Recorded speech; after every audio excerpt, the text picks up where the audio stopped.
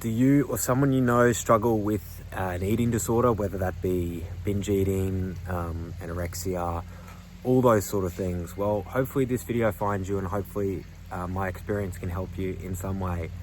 So as a type 1 diabetic, my situation is possibly a little bit different. You may be a type 1 as well, but I used to bodybuild. I used to do these competitions where the aim is to look good, the aim is to be muscly, the aim is to have no body fat.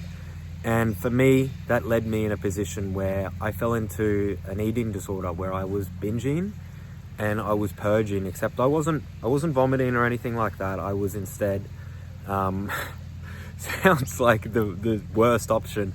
I was exercising. I was out exercising it. So I would go for like 30-kilometer runs every morning just to deal with that, 2 a.m. binge that I did.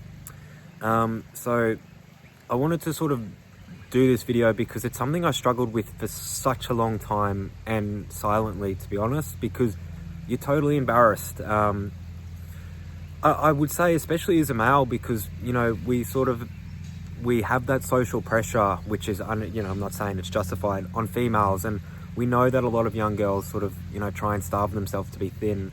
And there is awareness about that. But for guys as well, we struggle too with body image and eating disorders in our own way.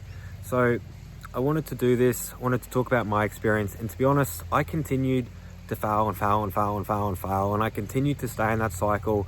And I watched all the videos. I read all the articles. I even read books on it to try and beat it. I even spoke to a psychiatrist, a psychologist. I don't actually remember what they were.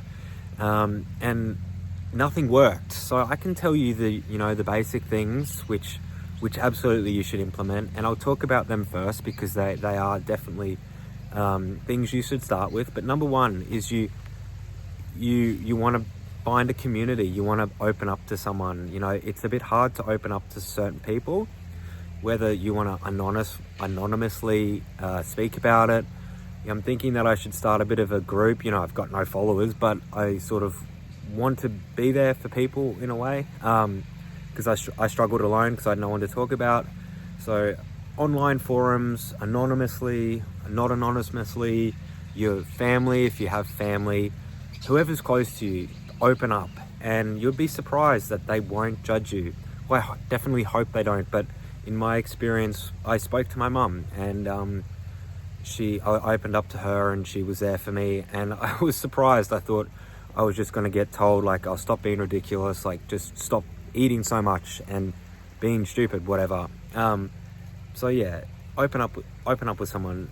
Point two is for a lot of people who are suffering with binge eating and body image is you're putting too much weight on that image. Like, your happiness is associated with, maybe you wake up and you weigh yourself, or maybe you look in the mirror and you think, oh, I look a bit worse today.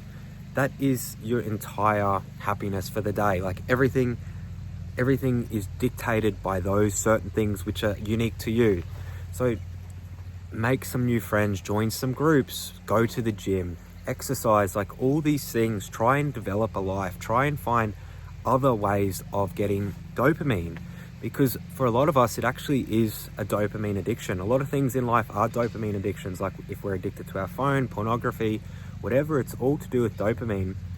I actually found for myself that once I started joining groups, and I was avoiding my friends, but once I stopped avoiding my friends and I felt like I had, something to look forward to in the week, those late nights or whenever I used to do it, they became less and less, but they didn't disappear. So that's absolutely something you should try. And if you've got to this point and it's not working, now this is where I feel like these are certain things that I did and I found success with. So there's really two things. It's, as I spoke about, food addiction is definitely related to, in my opinion, like a dopamine addiction. So obviously trying to find other means of dopamine, but not for everyone, social interaction does not give them dopamine. Having a community does not give them dopamine. Some of us are a bit more introverted, and that doesn't give us that fulfillment. So what I found is, for myself, I actually started taking a supplement called L-tyrosine, and if I'm completely honest, it's changed my life completely. I'm not sure if that means that I had a low dopamine state. Maybe I was ADHD or something, but I started taking L-tyrosine in the morning, completely natural. It's found in, you know, meat, dairy, eggs, I'm not sure what else, but those, you know, it's a staple amino acid, and it just supports the production of dopamine in your brain. And I even noticed that when I started taking it, like, it was like the world around me was more colorful. I'm not even joking. Like, I don't sell it, so there's no point in me lying to you, but I noticed like everything was getting better. I wanted to work more. Food was less of a thing, but then I would find that I'd still, even with the introduction of things like L-tyrosine, I would lean back every now and again. It was definitely becoming less and less, but that's a big thing, is do not beat yourself up when you do it. People make mistakes. Like, I mean, yeah, no matter how good you are at anything, you're always going to have a little mistake. And that's when you start beating yourself up, is when you continue to fall in that cycle. But it's so much easier said than done.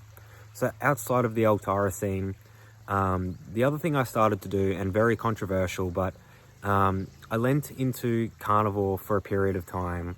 I mean, I still do it, but other people that I've spoken to, other friends that I have in the bodybuilding community, I suggested it to them, and they're not still with it now, but they did carnivore for a period. And the reason I think the carnivore diet specifically works is because a lot of us suffer with something called food noise, like where you're almost like the only thought in your head is food, like the food you're craving. So when you tell yourself, okay, for a period, I'm going to do just this food group where it's like just meat, eggs, dairy. And for some people, dairy doesn't always work, but so let's just say meat and eggs for this conversation, and butter. I mean, butter's dairy, but anyway, let's just say meat and eggs for the sake of this conversation. It takes away that sort of like dopamine rush you get from food. When you eat things like, it can even be fruit, but especially like when you eat carbohydrates, processed foods, the processed foods specifically are like fat and carbohydrates, low protein. They're designed to stimulate your brain and release dopamine.